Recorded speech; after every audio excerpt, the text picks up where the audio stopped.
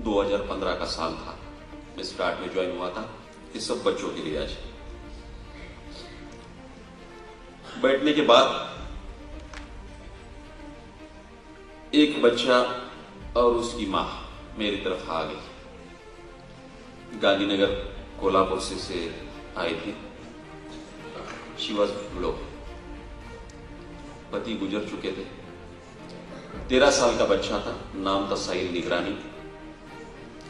हालांकि हमारे health sector में नाम बताया नहीं जाता, लेकिन उसके मॉम ने मुझे परमिशन दी कि इसका नाम बताओ, क्योंकि लोगों को समझना चाहिए। He was suffering by thalassemia major. This disease is very critical. और स्टेज ऐसा आ गया कि ब्लड ट्रांसफ्यूजन हर 8 दिन में 2-3 बार देना पड़ा, तो उसको बोन मैरो ट्रांसप्लांट करना पड़ता है। मैं भगवान से प्रार्थना करता हूं कि आपको ऐसे कोई भी मालूम ही न हो। बहुत खुश हो गया, काम देखना चालू किया। और जब साहिल निगरानी के बारे में जब उसने फाइल दे दिया मुझे, उसकी मां ने,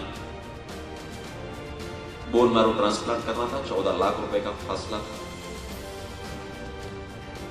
इसमें 6 लाख रुपए ऑलरेडी हमने रिक्वेस्ट किए, टाटा ट्रस्ट ने उसको 6 लाख रुपए दे दिए। अभी बाकी का जो पैसा था, वाशिंगटन के एक एनजीओ थी, उन्होंने 4 लाख रुपए दिए। 4 लाख का शॉर्टफॉल था। और उस वक्त पेपर प्रोड्यूस करने के बाद मैं न्यू ज्वाइनिंग था, मैंने वो हमारी कमेटी में रख दी।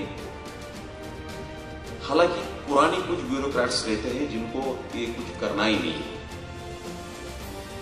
कमेटी में आने के बाद जब मैंने बोल दिया, हर्टली मैं उनसे बात कर रहा था कि इसको देना चाहिए पैसा, bone marrow transplant. Technical reason पे वो बोलते थे कि नहीं, कैंसर को दे सकते हैं, तो कैंसर से ज्यादा भयानक है बोन मैरो ट्रांसप्लांट। एक ऐसा है कि कैंसर का एंड स्टेज हो तो उसको बोन मैरो ट्रांसप्लांट करना पड़ता है। थैलेसीमिया मेजर में भी बोन मैरो ट्रांसप्लांट करना पड़ता है। तो उस दिन वो मीटिंग में उन्होंने वो पूरा केस रिजेक्ट करवाया। बहुत खुश हो गए वो कि हमने इसका केस रिजेक्ट किया। रात भर सोया नहीं, 4 बजे तक जागा था। आंखों के सामने 13 साल का साहिल मेरे सामने था। कुछ कर नहीं पा रहा, इसका मुझे दुख था। और सवेरे जब 3 घंटा सोया, 7 बजे जब नींद से उठा, थोड़ी देर के बाद मोबाइल चेक किया। मोबाइल पे एक ग्रुप जनरेट हुआ था। उस ग्रुप में 100 बच्चे थे, आपसे छोटे नन्हे बच्चे। और उस ग्रुप में सबने हाथ फैला के उसके जान के लिए पैसा मांगा था। हर एक बच्चा बोल रहा था, अंकल उसकी लाइफ सेव करो। एक बच्ची रोई और बोल दी, अंकल उसको बचाओ ना।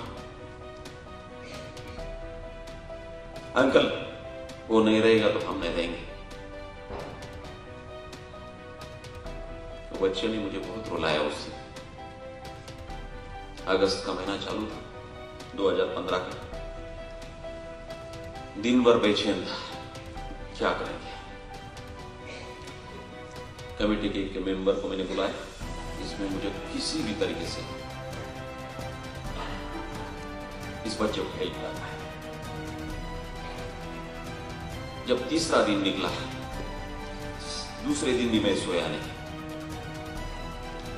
तीसरा दिन निकला तो एक बात उसमें निकला, सेंट्रल गवर्नमेंट के जीआर में सीएमसी वेल्लोर का नाम था। तो जीआर की कॉपी उस मेडिकल ऑफिसर ने मेरे पास थी। मैंने बोल दिया कि इसमें निकला, वे निकला। लेकिन उस वक्त सिर्फ 25,000 की पावर थी हमें सीएम रिलीफ फंड से पैसा देने के लिए। और जब आपका इंटेंशन क्लियर हो तो आप किसी से डरते नहीं हो।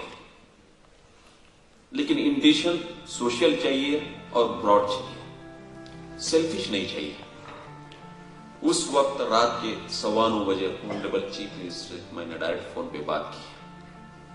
हालांकि मैं न्यू ज्वाइन था। उनको बताया अगर 25,000 के लिए अगर हर एक फाइल आपके पास आती है तो किसी की जान बचाना मुश्किल है सर, मैं ऐसा काम नहीं करना चाहता। और सेकंड डे ऐसा हो गया, 10:15 बजे मैं ऑफिस में बैठा था। सीएम साहब का प्रोग्राम रहता है हर दिन। उस प्रोग्राम में कुछ हमारे यहां पे विजिट भी तय नहीं हुई थी, तोड़ दिया उन्होंने प्रोटोकॉल। वो चलते आ गए मेरे पास, छोटा सा मेरा चैम्बर, वहां पे आ गए। सामने चीफ मिनिस्टर साहब देखने के बाद कोई भी खड़ा उठेगा। उसके बाद में सब protocol officer, secretary, deputy secretary, chief secretary, CM साहब इधर कैसे। थोड़ी देर के लिए मुझे लगा कि मैंने 9:15 बजे उनको विदाउट एनी प्रोटोकॉल कॉल किया और बताया कि अगर ऐसा होता है तो किसी की जान बचाना मुश्किल होगा।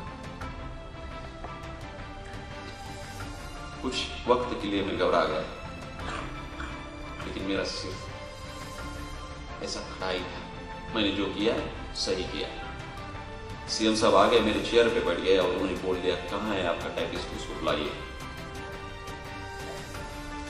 और वो टाइपिस्ट को बुलाने के बाद उन्होंने जो कहा कि आज 25,000 की जो भी कुछ मेडिकल एड है उसको ज्यादा से ज्यादा 2 लाख रुपीस किया जाता है और उसके पावर्स डेलीगेट करने का हुक्म करता हूं। ये सीएम मेडिकल असिस्टेंट सेल और ओम प्रकाश शेट्टी आपके नाम पे ये सब मुझे बच्चे ने सिखाया।